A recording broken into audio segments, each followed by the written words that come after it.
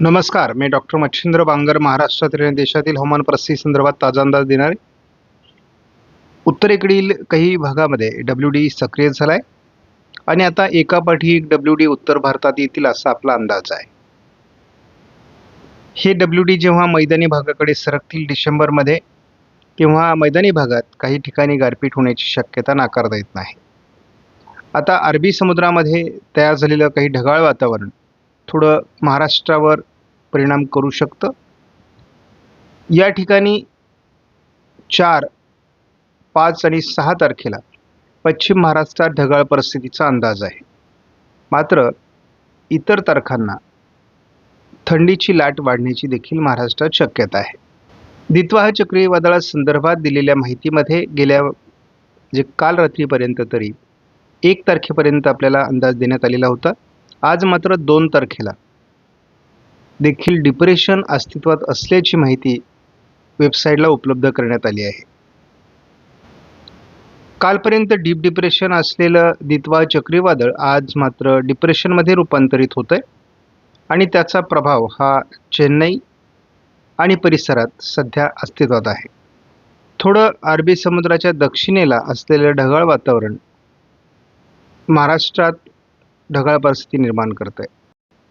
शेवटच्या टप्प्यात दित्वा चक्रीवादळाचा चेन्नईच्या दरम्यान शेवट होईल असं दिसतंय. आपण या ठिकाणी बघतो दित्वा चक्रीवादळ याचा दायरा आता संपण्याच्या मार्गावर आहे. श्रीलंकेच्या अगोदर अरबी समुद्र बंगालच्या उपसागराच्या दक्षिणेला तयार झालेले हे वादळ संपूर्ण श्रीलंकेचा पूर्व भाग पार करत जवळपास चेन्नईपर्यंत प्रवास केलेला होता. चेन्नई रडारवर आपण जर आत्ता माहिती उपलब्ध बघितली तर या ठिकाणी केवळ आता समुद्र भागामध्ये आणि थोडं भूभागाच्या बाजूने या दित्वा चक्रीवादळाचा प्रभाव शिल्लक आहे. या ठिकाणी बघतो दित्वा चक्रीवादळाचा प्रभाव चेन्नईमध्ये आहे. चेन्नईमध्ये पावसाळी प्रभाव कालपासून आपल्याला या ठिकाणी जाणवतोय. आपण थंडी संदर्भात मिनिमम टेम्परेचर GFS मॉडेलचं बघत असतो. आज 2 तारखेला देखील मध्य महाराष्ट्रामध्ये थंडीची लाट कायम आहे. विदर्भामध्ये देखील थंडी वाढलेली आहे. विदर्भ, उत्तर महाराष्ट्र, मध्य महाराष्ट्र, पश्चिम महाराष्ट्र, मराठवाडा सर्वदूर थंडीचा प्रभाव आज जोरदार जाणवतोय. उद्या देखील ही थंडी कायम असणार आहे. थोडं जरी घट त्यामध्ये झाली तरी 4 तारखेलाही थंडी असणार आहे.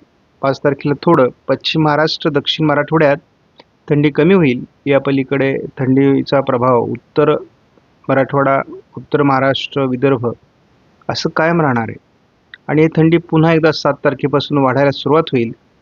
8, 9 तारखेपासून पुन्हा कडाक्याच्या थंडीची लाट सुरू होणार आहे. 10 तारखेला आपण बघतो महाराष्ट्रामध्ये कडाक्याची थंडीची लाट असेल, तर 11 तारखेपासून थंडीचा कहर महाराष्ट्रामध्ये आणि भारतामध्ये बघायला मिळणार आहे. महाराष्ट्रात GFS मॉडेलने असं विशेष काही पावसाचं वातावरण तयार होईल असं काही दाखवलेलं नाही आहे. थोडी ढगाळ परिस्थिती 5, 6 तारखेला दक्षिण कोकणात दाखवलेली आहे. या पलीकडे याचा काहीही प्रभाव दाखवण्यात आलेला नाही आहे. अगदी आपण दूरवर अंदाज 11 तारखेपर्यंत बघितला असता. आपण SMW मॉडेलचा या व्हर्जनचा अंदाज जेव्हा बघतो तेव्हा अजूनही डिप्रेशनचा प्रभाव आहे, मात्र आता हळूहळू हा कमी होतोय. थोडं महाराष्ट्राच्या दक्षिणी भागात, पश्चिम महाराष्ट्र, दक्षिण कोकणात 4, 5, 6 थोडी ढगाळ परिस्थिती अपेक्षित आहे. हलका पाऊस देखील या ठिकाणी काही भागात तुरळक होऊ शकतो. या पलीकडे याचा कोणताही परिणाम नाही. मात्र आता उत्तर भारतात प्रभावी WD येऊ शकतात हा अंदाज तयार होतोय. तामिळनाडू, चेन्नईच्या काही भागामध्ये, आंध्र प्रदेशच्या काही भागामध्ये अजूनही डिप्रेशनचा प्रभाव आहे. आपण जर 4 तारखेचा अंदाज बघितला, थोडं दक्षिण सोलापूर, सांगली, कोल्हापूर या भागात ढगाळ वातावरण, हलका पाऊस होऊ शकतो काही भागात. 5 तारखेला देखील हे वातावरण काही प्रमाणात कायम असण्याची शक्यता आहे. 6 तारखेपर्यंत हे वातावरण या भागात राहील, म्हणजे रत्नागिरी, सिंधुदुर्ग, कोल्हापूर, सांगली, थोडाफार सोलापूर आणि नंतर ते अरबी समुद्रात सरकण्याची शक्यता आहे. 7 तारखेला जसाही या वातावरणाचा प्रभाव संपेल तसं थंडीचं प्रमाण मोठ्या प्रमाणात वाढणार आहे. उत्तर भारतात WD आता सक्रिय होत आहेत. 16 तारखेच्या दरम्यान पुन्हा एकदा अंदमान निकोबारपासून तर दक्षिण भारतापर्यंत एक डिप्रेशन किंवा हलकी सिस्टम तयार होण्याची शक्यता आहे आणि ज्याचा परिणाम दक्षिण भारतातील राज्यांवरच होणार आहे. आपण बघतो की सध्या अजूनही चेन्नईच्या दरम्यान बंगालच्या उपसागरामध्ये डिप्रेशन अस्तित्वामध्ये आहे. आज आणि उद्या याचं अस्तित्व थोड्याफार प्रमाणात राहण्याची शक्यता आहे. थोडं भूभागावर येऊन हे 3 तारखेला संपुष्टात येईल असा अंदाज आहे. त्यामुळे याचा फार काळ परिणाम राहील असं वाटत नाही. आपण एकत्रित अंदाजात जेव्हा 6 तारखेपर्यंतचा अंदाज बघतो तेव्हा थोडं दक्षिण सोलापूर सांगली भागामध्ये ढगाळ वातावरण तयार होईल. हलका एखाद दुसऱ्या ठिकाणी पावसाचा अंदाज आहे. आपण पुढच्या 5 दिवसाचा जर धावता अंदाज घेतला तर महाराष्ट्रामध्ये अजून काही प्रमाणात ढगाळ परिस्थिती असल्यामुळे थंडीचं प्रमाण काही ठिकाणी कमी आहे, परंतु एकूणच महाराष्ट्रामध्ये आज देखील आपल्याला थंडीची लाट दिसते. चेन्नईच्या दरम्यान असलेलं हे डिप्रेशन आता थोडं भूभागावर सरकण्याच्या मार्गावर आहे. म्हणजे 2 दिवस याचा प्रभाव थोडा दक्षिणी राज्यांमध्ये पाऊस वाढण्यामध्ये होऊ शकतो आणि त्याचा थोडा परिणाम 4 तारखेनंतर म्हणजे 4, 5, 6 महाराष्ट्राच्याही दक्षिणी पट्ट्यात त्याचा प्रभाव पडू शकतो. थोडं लातूर, धाराशिव, सोलापूर, सांगली, कोल्हापूर, रत्नागिरी, सिंधुदुर्ग, सातारा, पुण्यापर्यंत ही ढगाळ परिस्थिती पोहोचू शकते. पण या ठिकाणी बघतो की अगदी पुणे पूर्व, सातारा पूर्व भागामध्ये देखील ही ढगाळ परिस्थिती पोहोचणार आहे 4 तारखेला. त्यामुळे या ठिकाणी आज स्पष्टपणे लातूर दक्षिण, सोलापूर दक्षिण आणि सांगली भागामध्ये 4 तारखेला रात्री पावसाचा अंदाज देण्यात आलेला आहे आणि हे ढगाळ वातावरण साधारण 4, 5, 6 असं राहण्याची शक्यता आहे.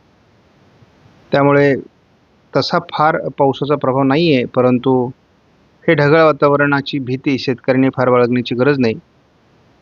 किरकोळ वातावरण आहे, परंतु साधारण 2 दिवस तरी हे वातावरण राहील असं दिसतंय. किरकोळ पावसाच्या घटना काही ठिकाणी घडतील. अगदी पुणे, साताऱ्यापर्यंत हा प्रभाव राहण्याची शक्यता आहे. पण 6 तारखेपर्यंत हा अंदाज बारकाईने बघितला तर याचा खास प्रभाव हा कोल्हापूर, सांगली, सोलापूर भागातच जास्त आहे. 7 तारखेला पहाटे 5 वाजता आपण बघतो की गोंदियामध्ये 11°C तापमान राहणार आहे आणि हे तापमान पुढे आणखी घटणार आहे, कारण 7 तारखेनंतर जवळपास 10 तारखेपर्यंत थंडी वाढत जाईल आणि 11 तारखेपासून थंडीची लाट महाराष्ट्रामध्ये येणार आहे. जवळपास 15 डिसेंबर ते 15 जानेवारी हा कालावधी अतिथंडीचा असणार आहे. थंडीचा कहर आपल्याला बघायला मिळेल. त्यामुळे तसे आपण जनावरांची, बालकांची, वयोवृद्ध माणसांची आणि स्वतःच्या प्रकृतीची सगळ्यांनी काळजी घ्या, कारण सध्या थंडीचं प्रमाण हे घातक स्वरूपाकडे जाणार आहे. आपली पिकं वाचवा, त्यावर आवश्यक असणाऱ्या फवारण्या आपल्या अनुभवानुसार करा. आपणास व्हिडिओमधील माहिती महत्त्वपूर्ण वाटल्यास लाईक करा, शेअर करा, चॅनलला सबस्क्राईब करा. धन्यवाद. जय हिंद, जय महाराष्ट्र, जय बळीराजा.